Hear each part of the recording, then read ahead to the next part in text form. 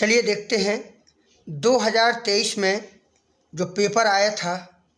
तो आज आपका अगस्त का महीना चल रहा है और अब देखेंगे कि आपकी तैयारी कहाँ तक हुई है, और अगर पेपर आज ही होते हैं तो आप कितने नंबर का पेपर आज हल कर सकते हैं। चलिएगा देखते हैं, ठीक है। तो पेपर आपको ऐसा ही मिलेगा, मतलब इसी तरीक़ा का मिलेगा, ये तो नहीं मिलेगा क्योंकि ये 2023 का है, अंग्रेजी का पेपर है और इसका जो पेपर का कोड दिया गया है कि 817 DI, ठीक है। यहाँ पर आप अपना अनुक्रमांक लिखेंगे, यहाँ पर जो नाम है तो नाम लिखेंगे और समय जो है 3 घंटे 15 मिनट का दिया गया है।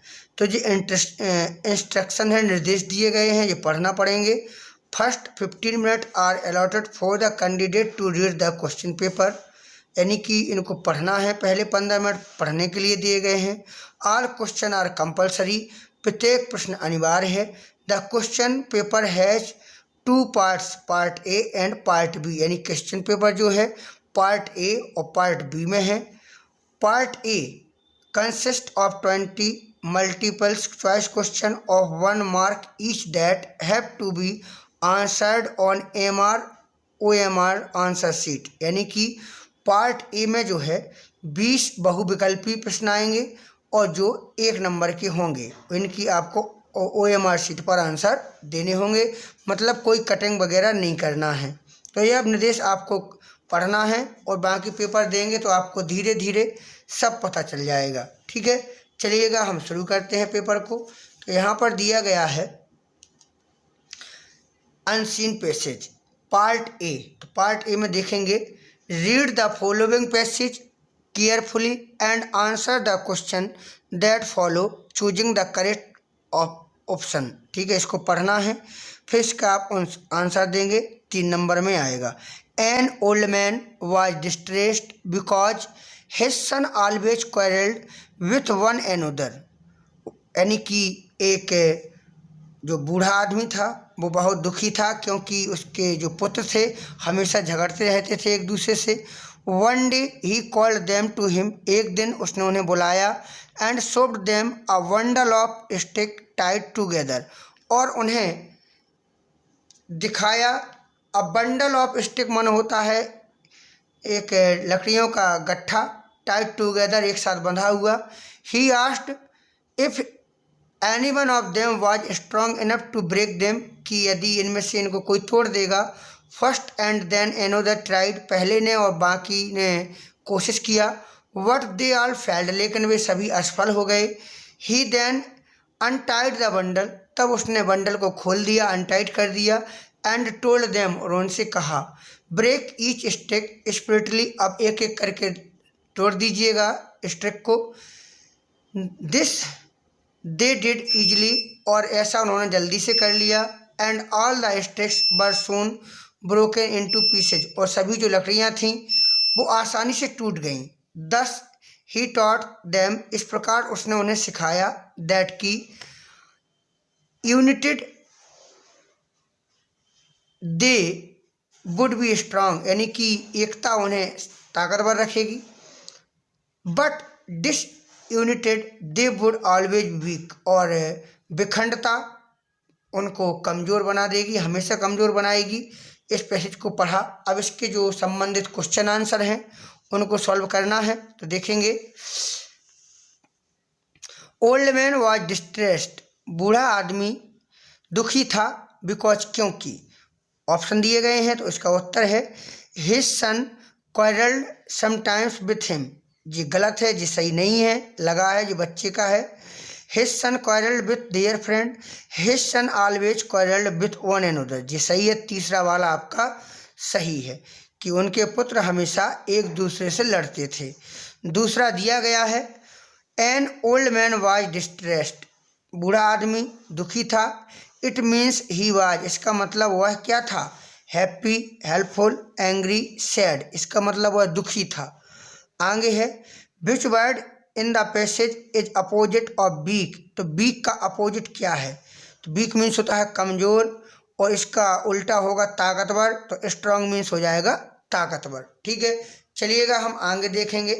देखें तो दिया गया है क्वेश्चन नंबर 4 से 8 तक। Choose the correct option to answer the following. दिया गया his friend before he reached there. तो देखिएगा यहाँ पर ही रीच्ड यानी पास्ट इंडेफिनिट में बना है, बिफोर आफ्टर भी लगा है, तो ये पास्ट परफेक्ट में जाएगा, यानी हैड गॉन होना चाहिए। हिज फ्रेंड हैड गॉन, उसके मित्र चले गए। Before he reached there. आगे दिया गया है if you do not want anything more. यदि आप कुछ और नहीं चाहते हैं तो यू आर सेटिस्फाइड, तो तुम संतुष्ट हो चुके हो। तो ये सेटिस्फाइड ही आएगा, सेटिस्फाइंग नहीं आएगा, कुछ नहीं आएगा, सेटिस्फाइड ही सही होगा। आगे दिया गया है रीअरेंज द फॉलोइंग वर्ड, यानी रीअरेंज करना है तो हमें यानी कि रीऑर्डरिंग क्रमबद्ध रखना है। तो क्रमबद्ध रखेंगे तो कैसा हो जाएगा देख लीजिएगा। जैसे सब्जेक्ट क्या है, पहले पूरा एक बार पढ़ लें। See lot of money of borrowed has taken from. तो हमने यहाँ पर देखा सब्जेक्ट क्या है सी, तो इसमें भी सी है और इसमें दो में सब्जेक्ट मिला है, तो इसमें या तो ए सही होगा या डी सही होगा। इसके बाद हम हेल्पिंग वर्ब खोजेंगे तो हैज है, हैज मिला, इसमें भी है, इसमें भी है, दोनों में है। इसके बाद हैज के साथ वर्ब की थर्ड फॉर्म आती है, वो है बोरोव्ड। तो इसमें डी में दिया गया है, यानी कि स्वाभाविक रूप से हमारा डी नंबर सही होगा। इस तरीक़ा से हम रीअरेंज करेंगे, यानी कर्ता क्रिया कर्म को सही रूप में रखेंगे। आगे which of the following words in miss spelled. कौन सा है जो मिस स्पेल्ड है, इसको हमें देखना है, ठीक है। तो मिस स्पेल्ड कौन सा है, इम्पोर्टेंट, इम्पोर्टेंस, इम्पॉसिबल या इम्पैक्ट। तो हमारा इम्पोर्टेंट की स्पेलिंग गलत है यहाँ पर, तो जी मिस स्पेल्ड है। Fill the gap with a suitable preposition, preposition भरना है। Fruits were distributed, fruits were distributed यानी कि फलों को बांट दिया जाए। यमंग दोज 5 बॉयज, तो यमंग आएगा यहाँ पर, यमंग हमें फिल करना पड़ेगा, ठीक है। चलिएगा आगे देखते हैं। अब देखेंगे क्वेश्चन नंबर 9 से 10। Read the passage given below and choose the correct option to answer the question that follow, ठीक है। जी आपका लेसन से लिया गया है। देखिएगा but suddenly a strong wind began to blow and along with the rain very large hailstones began to fall. These truly did resembled new silver coins. The boys, exposing themselves to the rain, ran out to collect the fortune pearls, ठीक है। तो Lencho वाला part है जो letter to God वाला, उसी से लिखा है, दिया गया है। अलॉन्ग विद द रेन यानी कि ओलों के साथ क्या गिरने लगे, तो हेलस्टोन, यानी आपका बी नंबर बिल्कुल सही हो जाएगा। आगे देखिएगा द कॉर्नफील्ड बिलोंग टू, यानी कि जो पकी हुई फसलें थीं, बिलोंग टू किसकी थीं वो, तो पोस्टमैन की थीं, पोस्ट मास्टर की थीं, द स्मॉल बॉयज़ की थीं या लैंचो की थीं। तो स्वाभाविक रूप से लैंचो की थीं। जब आप पाठ को पढ़ोगे तो और क्लियर हो जाएगा। आगे देखेंगे choose the correct option to answer the following question, ठीक है। Nelson Mandela become the first black, क्या बने थे वो, तो स्वाभाविक सी बात है, पहले दूसरा ही पार्ट है, तो प्रेसिडेंट बने थे वो, राष्ट्रपति बने थे, सी नंबर सही हो जाएगा, ठीक है। आगे देखेंगे क्वेश्चन नंबर 12 को देखेंगे। देखिएगा mahseer is a large fish found in the fresh water of, कहाँ पाई जाती है, कृष्णा, गोदावरी, कावेरी, गंगा। तो अब जब आप पाठ को पढ़ेंगे तो क्लियर हो जाएगा, बाकी उत्तर आप खुद देना सीखें बेटा।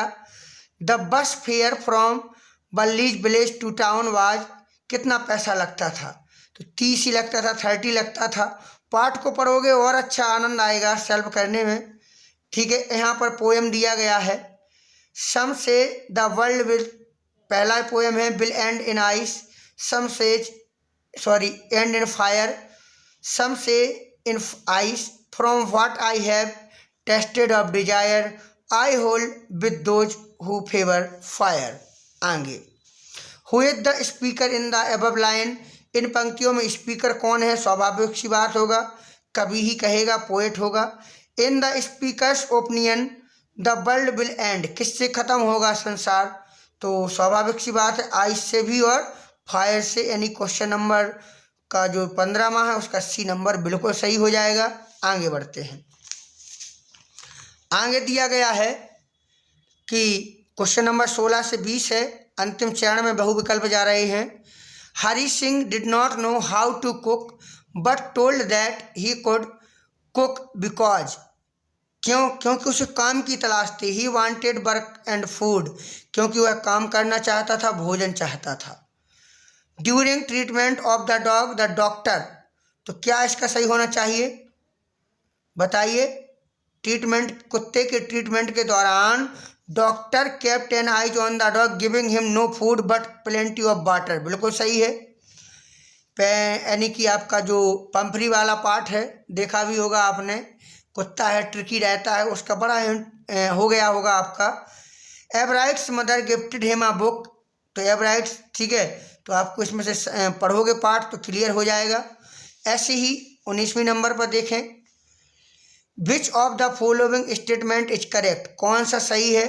ठीक है, आपको पढ़ना है किताब को, मटिल्डा वाला है, पढ़ेंगे, ठीक है। और नंबरदार रामलाल हैड 7 चिल्ड्रन, 7 चिल्ड्रन थे, तो क्या था 3 सन एंड 4 डॉटर। और किताब को पढ़ लोगे तो बड़ा मज़ा आता है और आप कर भी लोगे, ठीक है। तो अभी देखना है कि आपसे कितना बन रहा है। सेकंड पार्ट बी रीडिंग, ठीक है, तो रीडिंग को हम इसको पढ़ेंगे। वी, इसको थोड़ा ऊपर खिसका लें।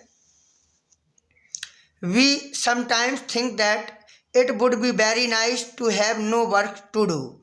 How do we enable rich people who have not to work for their living, what can do just what they please all the year round? And when we feel this, we make mistake. Sometimes they are tired of having nothing to do. Most of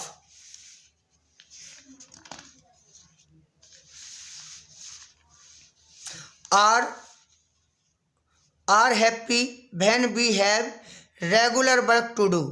The first thing work does for us is to give us happiness. The work gives us self-respect. The idler, however rich, live on the work of others. But the honest worker who earns his living by using toil can hold up his head and respect himself. Lastly, regular work helps us in the building up character. It teaches us such good habits as punctuality, carefulness, and faithfulness in work. It is the man who works not to idler that as a rule develops the best character. तो 2-2 number का पूछा जाएगा, 7 number का आएगा। यहाँ हमें अच्छे से एक तैयारी करना है। Why do be something and be rich people, ठीक है, तो why do be something and be rich people, इसी से आंसर छांटना है आपको। What is the first thing that work give us, ठीक है, तो यही लिखा है the first thing work does for us is to give us happiness. इसी में सब मिल जाएंगे, छांटना है इसको आपको। आगे, who develop the best character, कौन कैरेक्टर को डेवलप करते हैं? तो ऑनेस्ट वर्कर, ऑनेस्ट वर्कर लिखा हुई होगा कैरेक्टर, देखो लिखा ना, लिखा है रेगुलर वर्क हेल्प अस इन अ बिल्डिंग अप कैरेक्टर, ठीक है, यानी honest worker who earns living, तो आप हु की जगह ऑनेस्ट वर्कर भी लिख सकते हो, बात खत्म कर दोगे वहीं पर। आगे देखेंगे हु डेवलप, आगे what is opposite of the man who works, तो यानी कि इनका अपोजिट कौन होगा? तो इनके अपोजिट हो जाएगा जो काम ही नहीं करता है, रेगुलर काम नहीं करता है, ठीक है, आइडलर हो जाएगा। क्या हो जाएगा? The idler however rich love on the work of other, ठीक है। आगे गिव ओनली 1 वर्ड, मतलब इसका अपोजिट लिखना है, एक 1 वर्ड लिखना है, तो बिल्कुल लिखेंगे 1 वर्ड, जो कभी तो इसी का यही लिख देना है, काम नहीं करता है, ठीक है।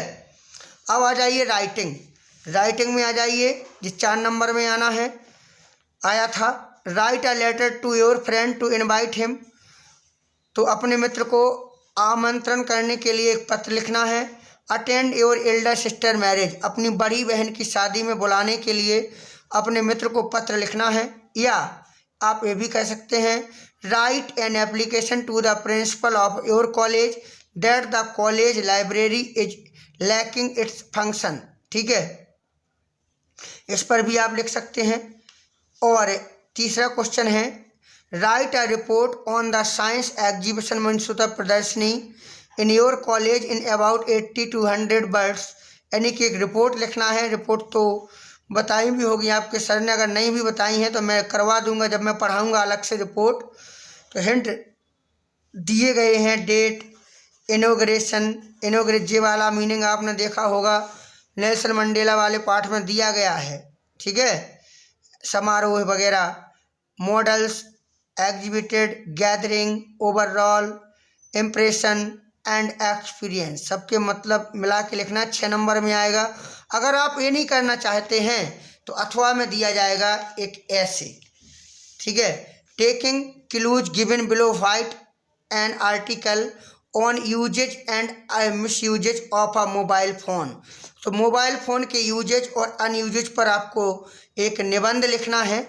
और दिया गया है कि phone contact, Google search, entertainment, mobile phone, shopping, cyber crimes, harmful, ये वगैरह वगैरह आपको लिखना है। ये हेडिंग्स दिया गया है। ठीक है, और इसको आप कहो कमेंट में करके बताइए, तो इस पर मैं निबंध आप लोगों के लिए लिखवा दूं, बिल्कुल लिखवा दूंगा। कमेंट करके बताइए चाहिए तो। ठीक है, अब ग्रामर में दिया गया है, 2-2 नंबर में आएगा। Rewrite the following sentence into indirect speech, indirect बनाना है।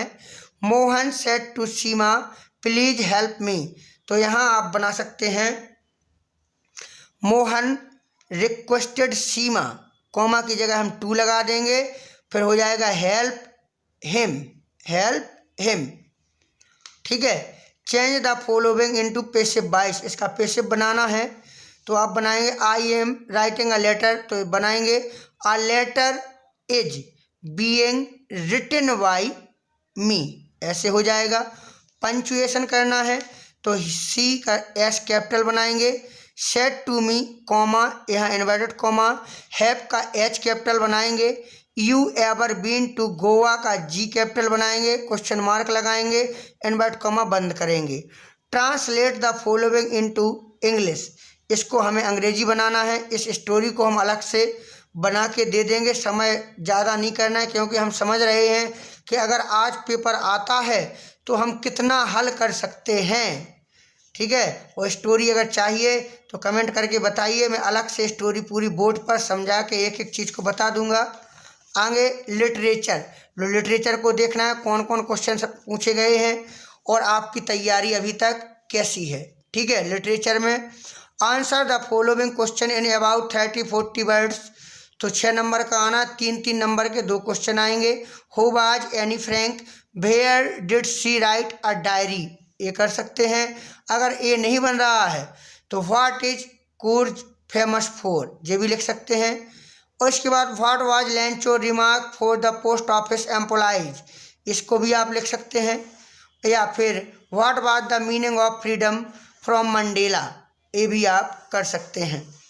4 नंबर में लॉन्ग आंसर पूछा जाएगा 60 शब्दों में। व्हाट डिड कीशा गोमती लर्न अबाउट डेथ, इसको भी कर लो। या इसको how did the bus conductor receive बल्ली।